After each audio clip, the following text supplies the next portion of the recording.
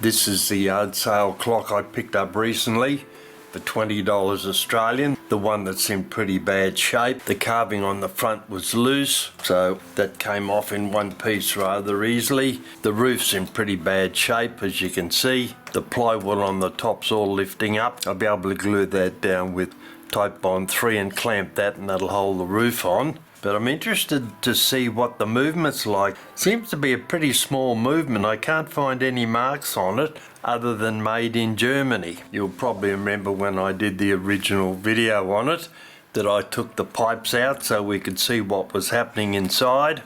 You'll have to forgive the occasional snivels if I forget to edit them out. I've got a cold at the moment. Getting cold in Australia. Was 9 degrees this morning and getting up to 18 today, so not particularly warm. Anyway, this is a low note, working well. It's been repapered recently, as you can see. We'll put that in a tray over there. The lid has come off the high note bellows.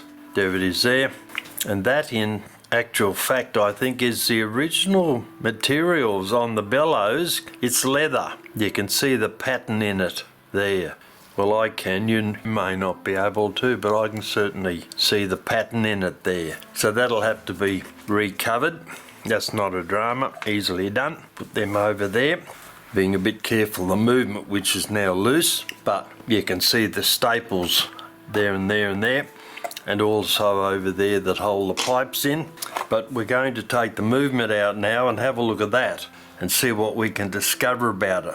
But before we do that, we're going to have to do 3 things. We'll have to unhook the little bird up here from the door, like so, and see if we can... Oh, the door's come off its hinge. Well, that was the easy way to do it, I suppose. I'll put that on its side and we'll have to put the door back on later on. Little bird's gone now. I'll have to take the hands off, which I'll do now. And I'll have to get a grip on that knurl nut first to get it started. I have a feeling that's going to be pretty tight. Here it is. Right, take that off. Oops, side of the case moving there. Careful with that. There's a washer there on top of the hand. Original hand, I bet they're very brittle. Put that aside. That's the washer that was on top of that. Now there's another knurled nut there. I'll get that started and see if we can just... Pretty rusty actually, but it is coming off. What I'll do, I'll put a drop of oil on that and I'll leave that for a moment. Let the oil run down the thread a little bit and that'll be easier to undo it. And the third thing I'm going to have to do before we take the movement out is undo this vile, horrible looking mess of chain down here. So I'll do that offline, because that'll be probably one of the most boring things you've ever seen when I'm trying to undo that. So I'll take the other hand offline and I'll clean this ghastly mess up, and then we'll come back. That's not an original stop ring, of course. They are, the hooks are, and the chain is. But I'll clean that mess up and then we'll come back. Well, that was fun. That's 33 minutes of my life I'll probably never get back again. But you can see that I have managed to undo the knot in the chain. So what we'll do now is we'll take these hooks off using 2 pairs of pliers. As usual, 1 pair to grip either side of the gap in the chain link. Turn it round, take the hook off and very gently turn it back again. That's the first one. Where's our gap? There it is there. Second pair of pliers. Twist it round, a little bit more apparently. Take the hook off. That's the weight hook, of course. Bend the link back. Now to the stop ring down the bottom. These should be easy to get out. They tend to be. First one, as in not quite, needs to be a little bit more open. The ring comes off, close the link, and this one down here that's not original, but they put it on so that the chain wouldn't run through the movement. Open him up, take it out, and close the link off. Alright, we're now ready to take the movement out of the case. Let's have a look and see. It's very... it's already loose. Now we've got the high note and the low note, and also the pendulum leader was out through the chain hole in the bottom, so we'll remove those, and then being careful not to demolish the little bird, we'll pull the movement out. We'll do the chains in a moment. The first thing you can see, got 4 bits of plywood on it. Those 4 bits of plywood should in actual fact be stuck to there, those 4 positions there, that and that, and that's what holds the movement on. But the glue's come apart and the whole lot's just fallen out. Alright, we'll have that's alright. Bit of rust on there, which is strange. Won't be rust because it's brass, it's old oil, dirty oil, and discoloration on that. Yeah, that's old oil too. Alright, let's very carefully, I'll put the movement aside.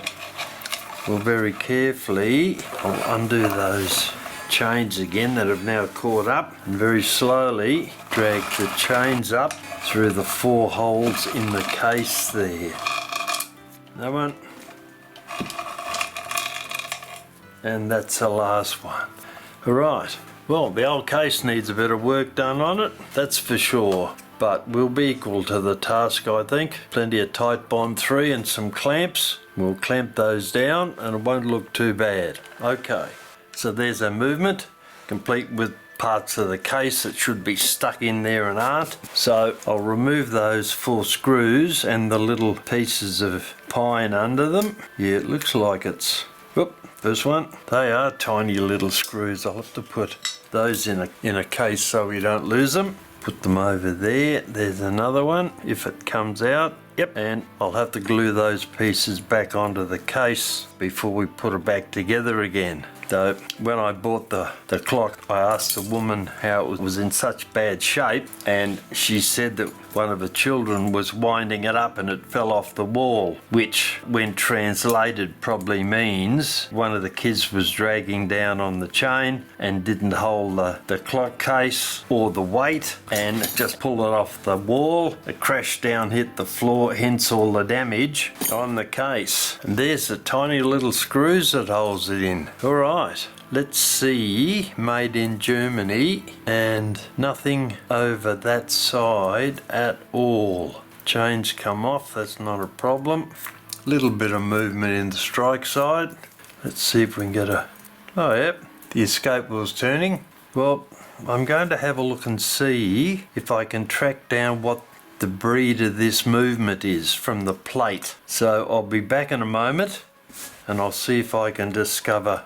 Ooh, what a mess, there's bits of bent wire everywhere. Alright, I'll put that on a block for a moment and leave it there, and I'll check and see if I can trace down the manufacturer through the shape of the plate there.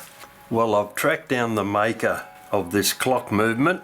According to Rob Lloyd's book, it's an AMS, Andreas Mayer, in Schonenberg. There's no other markings other than down the bottom here it says made in West Germany. The weight's a 1-day movement, and you can see that by looking here. There's only 3 wheels in the going side train. If it was an 8-day movement it would have 4 wheels. There's only 3 there, and the weights are 375 grams. And there's some pretty bizarre looking Bellows Lift Levers here with bends in the middle, and that'll be interesting to see how that works out once that all gets together. And you'll notice that the hammer lever is at the bottom of the plate. Normally the hammer lever is up there, then you have the low node here and the high node down there. However, that's not the case in this movement. So we're going to have a look and see what we can find in actual fact. But first thing we'll do is we'll remove the little bird from its perch. I'll put a slight black mark underneath there so we can see approximately where the bird goes back on the post. Once we've cleaned it up and put it back, I'll remove the little bird. It's a very small slot in there. I think I'll have to use one of my version screwdrivers. That standard one's not going to fit. That's got him. Oh, out he comes. That's a little bird. You can see there's pretty grubby on the top there and underneath. We'll clean that up before it goes back on. And there's little bits of rust down there that'll be very easy to remove because they're only surface rust. So I'll tighten that screw up again just a tiny bit so we don't lose it. And now we can start to take the movement to pieces. And we'll start off with the Pendulum Leader. This piece here, That's the crutch, of course. Now we've got to undo a little bit of rust on that. Yeah, all right. We'll go over this with some fine steel wool before it all goes back together again. We'll open these two rings up here, not very much. That's the front one. Get a grip on the back one also. 2 pairs of pliers as usual. You don't ever use one, you'll bend things out of kilter. So open them up a little bit. Bend them round and they come straight out. Now the pendulum leader is still in the crutch, so we'll leave that there. We'll take that out later on. Oh, actually I'll have a look and see there's little bits of rust on that needs to be cleaned. Alright, well I'll check and see. Yeah, we'll open the crutch up tiny little bit so we can remove the pendulum leader. Pair of pliers there, pair of pliers down here on the crutch. We'll open the bottom up. It only has to come out a tiny little bit and the pendulum leader will slip straight out. Hold a pair of tweezers and there we go. You can see there's a little bit of rust there, a little bit down there, so we'll run over all those before they go back into the movement. Now we'll take, I reckon that might be riveted in. I don't think that is screwed in. It doesn't look like it. I'll give it a try and see. Nope, that's riveted in actually. I think I was right the first time. Turn that round a tiny little bit so that it hangs perpendicular. Once again, yeah, you can see in there that that's been riveted in. They're normally screwed in, but that's not. Alright, now back to cleaning this mess up. So what I'll do now, I'll separate these chains again before they get in a horrible mess, and then I'll remove them from the movement. Right, going side train first, caught down there. See if we can, I might actually lift that up out of the road. Might be the way to go. There we go. We'll take it out the top.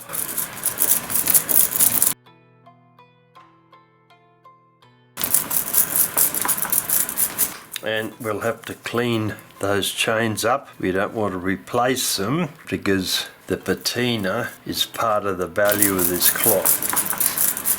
Using the term value pretty loosely. Alright, second chain, which has come off there. I'll just pull that one through. And both the chains are off. Clean them later. Alright, now let's have a quick look and see what we've got here. Gathering pallet's got old oil on it, that'll have to be cleaned. Snail's got oil and crap on it. Also the rack stop lever, to run over that. This wheel there is plastic. There's another plastic wheel in down there. Alright, the Bellows Lift Levers. This one there, looks like all the levers are held on with very small circlips. Better be careful not to lose those. We won't find them in the carpet, that's for sure. Alright, let's start removing some of these levers. I'll set that up and I'll take, these things got joins in the center that, well, used to have joins in the center. That one's come off. That's a low note. This is the high note. Alright, I'll open that up a tiny bit. I might as well take that off, slide that off, and that's got a pretty serious bend in it. I would think that should probably be straight, but we'll discover that once we start putting it back together and getting it to work. Alright, so there that is. No, that's right, right. We'll see how we go removing some of these circlips.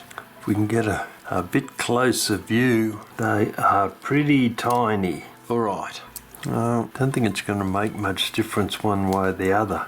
Alright, let's have a look at removing some of these circlips. Spinning round, I'll get it. Got to be careful not to lose these things.